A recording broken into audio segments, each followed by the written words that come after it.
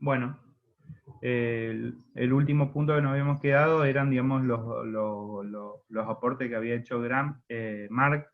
Nos quedaba, digamos, el desarrollo de Gramsci, digamos, ¿sí? Retomando un poco más atrás, Hegel hablaba de la dialéctica histórica, Marx habla de la dialéctica materialista. Habíamos visto que era la dialéctica, era ese constructo, digamos, del progreso permanente, es decir, de tesis, antitesis y síntesis. La síntesis era superadora del primer momento de la tesis o la antítesis, y es decir, en esa explicación dialéctica de cómo funciona, digamos, es decir, tipo, el devenir histórico de la humanidad, es decir, siempre se veía que ese devenir histórico es un cambio permanente, pero para mejor, digamos, ¿sí? Sin embargo, la concepción cíclica del tiempo, que sí la vimos acá, digamos, en la primera bolilla, tenía que ver con lo que decía Jean Bautista Vico, del corsi y del recorsi, o sea, los tiempos cíclicos, así como hay tiempos, ese tipo, donde se mejora o si hay un progreso, también puede haber un retroceso o si un devenir contrario, digamos, al progreso, digamos, ¿sí? O una involución. Esa concepción cíclica es contraria, digamos, a la concepción dialéctica, digamos, ¿sí?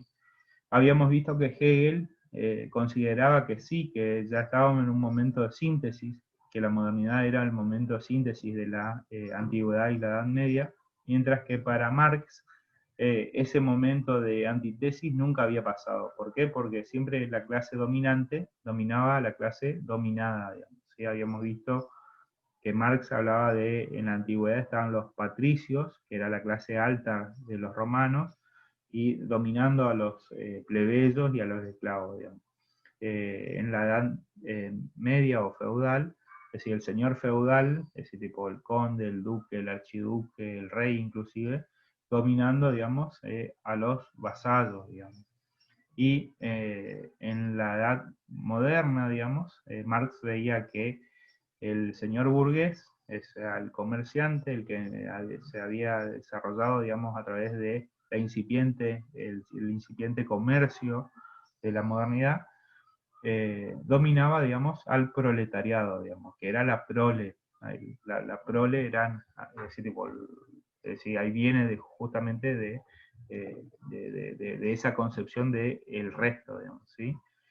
Entonces, ese estado de dominio nunca había sido superado. Y lo que él veía con la revolución industrial, que indefectiblemente el surgimiento del industrial iba a dominar a la clase social incipiente, que era la clase trabajadora, digamos, ¿sí? El trabajador industrial.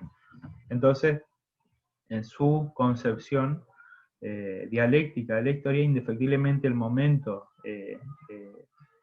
antitético, digamos, o sea, opuesto a la tesis, iba a venir de la mano de la revolución del proletariado. Esa revolución del proletariado lo que iba a hacer era tomar el Estado. ¿Por qué iba a tomar el Estado? Y porque justamente ahí se encontraba, digamos, el centro de la hegemonía. Y la hegemonía tenía que ver con el uso de la fuerza, digamos, ¿sí? Entonces, el Estado lo que tenía era el uso de la fuerza, es decir, tipo, por un lado de la fuerza policial o de contralor, y por el otro la fuerza de represión, digamos, ¿sí? Es decir, tipo a través de las cárceles y el castigo, digamos, ¿sí?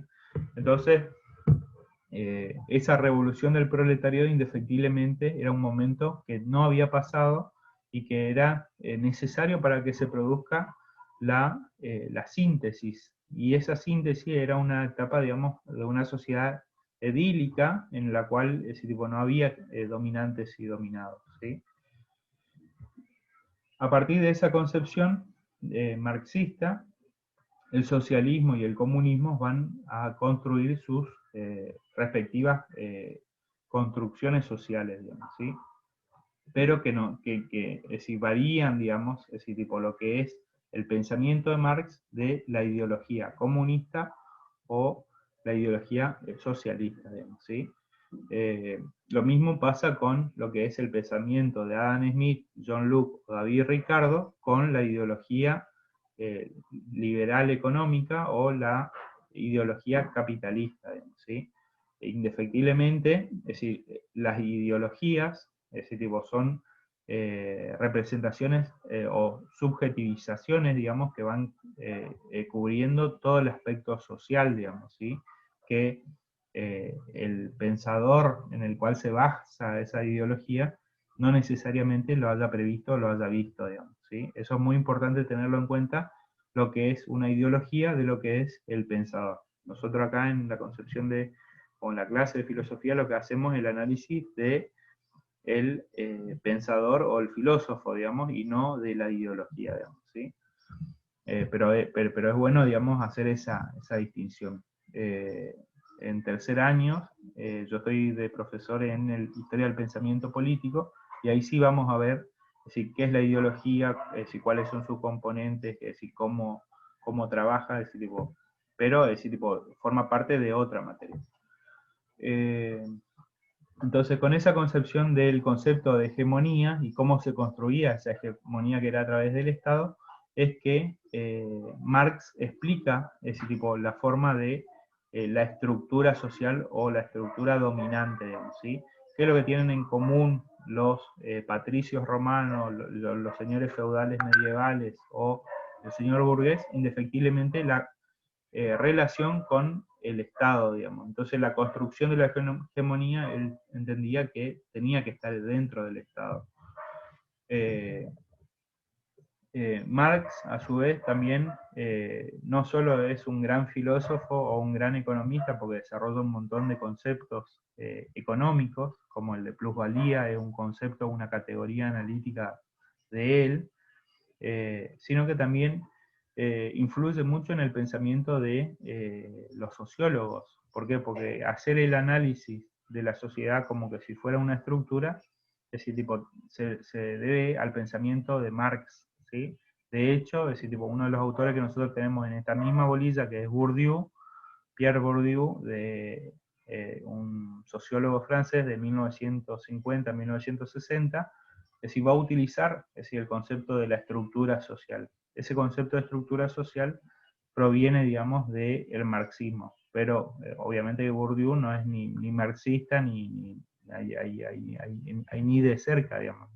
Entonces, pero sí utilizan, digamos, esos conceptos, la sociología, pero esos conceptos provienen, digamos, de Marx. Eh,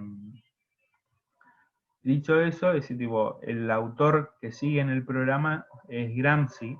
Gramsci es un pensador italiano eh, que va a quedar preso, digamos, por el fascismo. El fascismo era, digamos, el nacionalismo de exclusión de Italia, es decir, producto del Duce, el cual lo había encarcelado, digamos, justamente por ser comunista. Él escribe su obra más importante, o decir, está escrita dentro de la cárcel, de hecho se llama Cuadernos de la cárcel, la obra escrita por Gramsci, y habla o redacta de una manera bastante particular, digamos. Esa forma de escribir o de redactar tiene que ver con que lo que escribía en la cárcel, para poder salir de la cárcel tenía que pasar por un censor, digamos. Un censor era la persona que leía y que determinaba si era factible ese pensamiento o no, digamos. Entonces, sí, tipo, muchos conceptos o muchas ideas están amañadas, digamos, ¿sí? Ahí lo digo eso porque yo compré un libro que se llama un libro de antología de Gramsci, es decir, las antologías de Gramsci son un compilado de los escritos de él. Es muy interesante, pero ahí no es recomendable, digamos, leerlo de manera directa o pura, digamos, ¿sí? ¿Por qué? Porque justamente es muy rebuscado, muy escribe de manera muy confusa, digamos.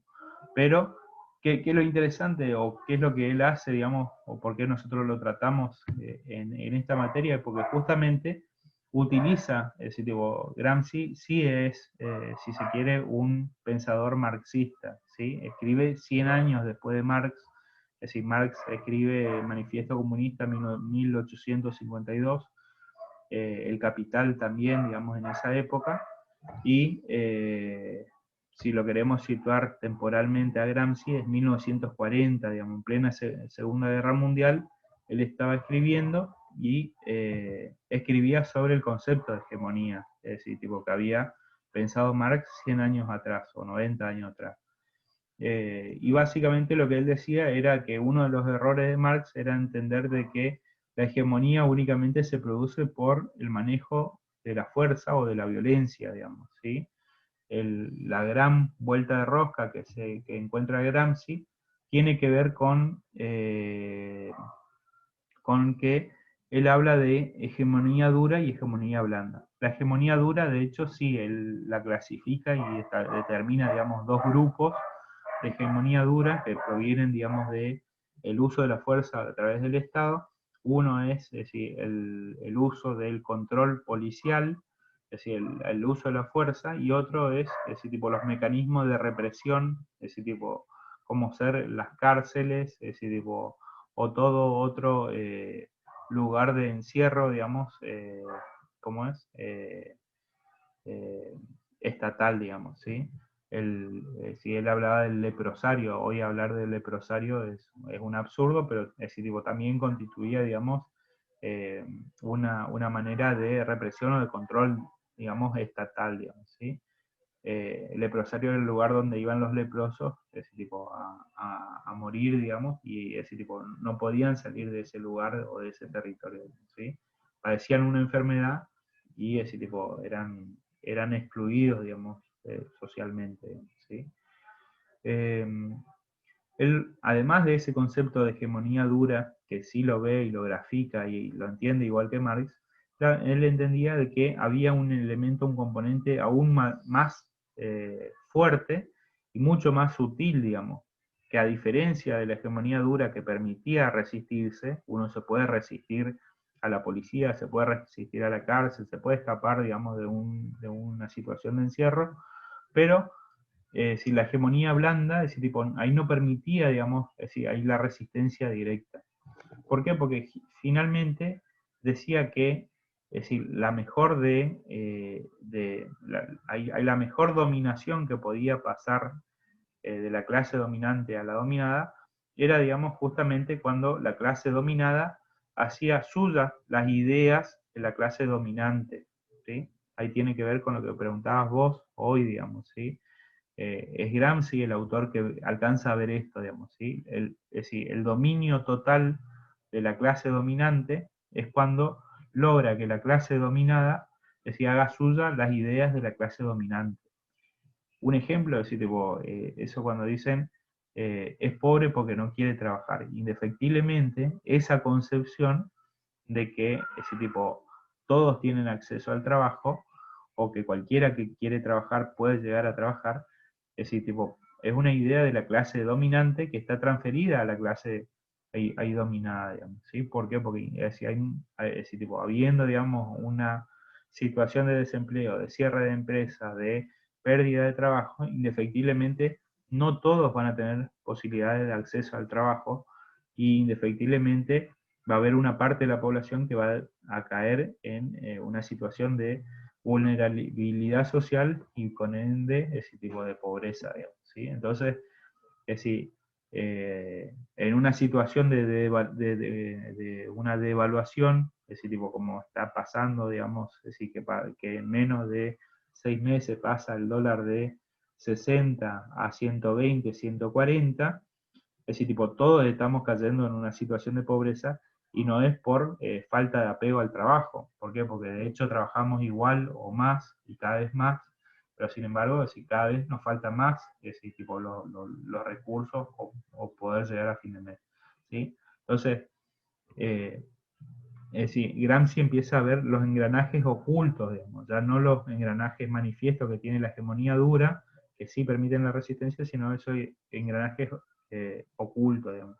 ¿Cuáles son esos engranajes ocultos que ve eh, Gramsci? Básicamente tres, ¿sí? Uno de los más fuertes, digamos, son los medios de comunicación.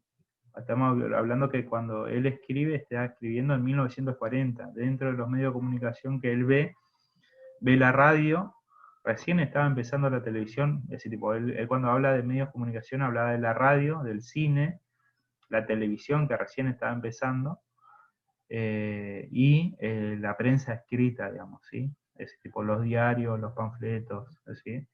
Es decir, el poder ideológico se desarrolla, digamos, a través de la comunicación de masas. ¿Por qué? Porque la comunicación de masas tiene un poder, es decir, de influenciar, es decir, o de entender o de transmitirse, digamos, esas ideas que son, ese tipo, naturales, entre comillas, justamente surgen de los medios de comunicación de masas, ¿sí? Y entonces él lo que empieza a ver es eso, digamos, ¿sí? Cómo estamos hablando que es coetáneo a Goebbels, ese tipo, es el propagandista de la propaganda nazi, digamos, ¿sí? Goebbels, ese tipo, pensaba que el cine era una arma perfecta, ¿por qué? Porque justamente ese tipo, de esa manera se ilustraba, digamos, es decir, la nación superpoderosa, ese tipo de Alemania nazi, ese tipo, la construcción del ciudadano modelo, el ciudadano ideal, ese tipo, la construcción de ese tipo de la sociedad alemana, digamos, preguerra o durante la Segunda Guerra Mundial. Entonces, es decir, los medios de comunicación como una forma de dominación, el que lo alcanza a escribir y a ver y a describir cómo opera, cómo trabaja, el primero de ellos es Gramsci en 1940, ¿sí? El segundo engranaje de esta hegemonía blanda tiene que ver con el sistema educativo. El sistema educativo, generalmente, los mejores profesores van y estudian en las mejores universidades, y esas mejores universidades son, digamos, pagadas o rentadas por los países centrales. Y entonces, indefectiblemente, ese pensamiento central, que está patrocinado o pagado, digamos, por empresas o gobiernos, digamos, centrales, si termina, digamos, siendo replicado o repensado, digamos, ¿sí? ¿Por qué? Porque, de hecho, si tienen más acceso a la publicación de los libros, a la realización de las conferencias, a diferentes grupos de alumnos que siguen, digamos, ese pensamiento y que después vuelven y replican ese pensamiento. Entonces, el sistema educativo actúa, digamos, es decir, tipo como un resorte de la hegemonía blanda, digamos. ¿Por qué? Porque justamente repite y replica ideas, ese tipo, que son más favorables a los que detentan el poder de aquellos de las ideas que no son favorables a los que detentan el poder. Él explica, digamos, cuál es la lógica, digamos, y de hecho algunos de nuestros autores latinoamericanos lo vuelven a reutilizar. ¿Por qué? Porque decir, tipo, Enrique Dussel habla de que cómo se forma el conocimiento en América Latina, y es decir, generalmente van y estudian en Harvard, en Yale, en Frankfurt, en Oxford, y entonces si uno mira, Harvard es Estados Unidos, Oxford, Inglaterra, Frankfurt, Alemania, Sevilla, España, y entonces llegan, digamos, a un nivel de doctorado, vienen con ese doctorado, pero esas ideas son de allá, digamos, y las vienen y las traen acá, y los mejores alumnos de esos profesores terminan siendo los profesores de la facultad. Y esos profesores de la facultad repiten y replican ese conocimiento, ese tipo de Europa o de Norteamérica, para que si se trabaje acá. De hecho, es decir, producto de esa réplica del conocimiento, tipo, es nuestra constitución. Nuestra constitución es una copia de los Estados Unidos. Es decir, el Código Civil de Vélez Sarsfield era una copia del Código Civil francés de Napoleón. Y entonces, tipo, esa copia, tipo, no respeta, digamos, la idiosincrasia, la identidad del territorio, digamos, ¿sí? Entonces, es muy común en el sistema global de construcción de pensamiento es que se repita la lógica de pensamiento de los países centrales en los países periféricos, digamos, ¿sí? Y el tercer elemento, habíamos dicho los medios de comunicación, el sistema educativo, y el tercer engranaje, es decir, tipo, para que opere esta hegemonía blanda, tiene que ver con lo que es el entorno de la comunidad, ¿sí? Una persona se puede resistir, digamos, a lo que le transmiten los medios de comunicación, se puede resistir indefectiblemente o pensar de manera crítica lo que le enseñan, digamos, en el sistema educativo, pero indefectiblemente va a tener un entorno social, y ese entorno social tiene que ver con la familia, con vivir en el barrio, con el lugar del trabajo, es decir, con la conexión social. Y las personas que están alrededor de uno se forman, es decir, mentalmente, en el sistema educativo y en los medios de comunicación. Y entonces, el entorno social es un gran replicador de esas ideas, digamos, ¿sí? De hecho, es decir, las personas, es decir, tipo, terminan, digamos, repitiendo lo que es decir, tipo, le mandan desde los medios de comunicación o desde el sistema educativo. Entonces dicen, es decir, es un pensamiento libre, o yo pienso lo que quiero. Esperen un ratito.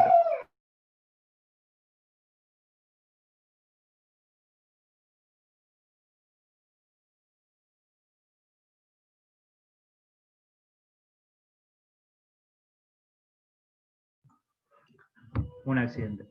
Es decir, ese pensamiento libre en realidad está, es decir, tipo, circunscrito, digamos, a la opinión que se da de los medios de comunicación o desde el sistema educativo. Entonces, ahí es muy práctico, es decir, tipo, uno ver, es decir, cuando es decir, tipo, largan una noticia que no es de importancia fundamental para las personas, y que las personas, digamos, lo tratan porque justamente están en los principales medios de comunicación.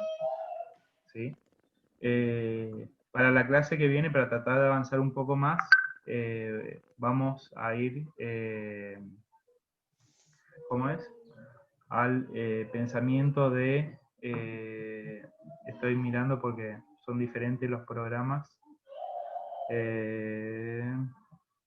Vamos a ir directamente al pensamiento de Nietzsche, Tocqueville y Hannah Arendt, ¿sí? Por ahí, si ustedes leen, digamos, lo que está colgado en la clase, ese tipo, desarrollamos el concepto central, y ahí de esa manera avanzamos un poco más rápido, digamos, ¿sí? Estaba pensando también, la clase que viene, le estoy diciendo para porque la clase que viene es el examen, digamos, ¿sí? El examen entra, digamos, hasta la bolilla 3, ¿sí? Hegel, Marx, Gramsci, esto que estuvimos viendo, no entra, digamos, ¿sí? Entra hasta el método científico y la observación. Todas las preguntas van a ser sacadas tipo, de lo que está escrito, digamos, ¿sí? ¿Qué es lo que quiero que estudien? Ese tipo, es decir, el concepto principal de cada uno, digamos, ¿sí? Es decir, tipo, el tema de lo que estuvimos viendo, digamos, cuál es el concepto del estado de naturaleza del hombre, qué entiende por el Estado cada uno de estos autores, es decir, Hobbes, Rousseau, Voltaire, Kant, ¿sí? Es decir, tipo, es una pregunta muy, muy central que está, digamos, en la primera parte, digamos, de cada uno de los autores, ¿sí? Ahí vamos a arreglar con Ivonne para que tengan una hora, es decir, tipo, entonces no, ahí no limitamos el examen a los 40 minutos. Hola Ivonne, ¿cómo andás? Ahí ¿cuándo le tomás el examen vos? ¿Tenés cortado, Ivonne? ¿Estás tomando el primero o el segundo? No, y acá en esta es el segundo ya. ¿El segundo examen? Sí, el segundo examen. Sí. Mira, Esteban, la peor profesora, porque me olvido de todas las fechas, no sé si le pasé o no fecha todavía, ¿o sí? Ay, no Hola, sé. buenas tardes a todos. No, profe, todavía no me pasó fecha. Ok, va a ser para la semana próxima entonces, Bueno, pero porque si sí. vos tomás el lunes, Pedro, yo Ujú. voy para el próximo, perdón, el martes, voy para el próximo. ¿Podemos, Esteban, hacer así? El 13 el profe y el 20 usted, profe Ivonne. Sí, ¿Así sí, sí. quedaría? Sí, Bien, ya anoto entonces por las dudas. Bueno, buenísimo. ahí Profe voy. Pedro, Ahí yo le doy de 6 a 7 el horario para que hagan el examen, ¿puede ser? Entonces vos empezás a las 7 la clase, o te complica después. No, no, no hay problema, no hay Bueno, problema. hacemos así. Arrancamos a las 7.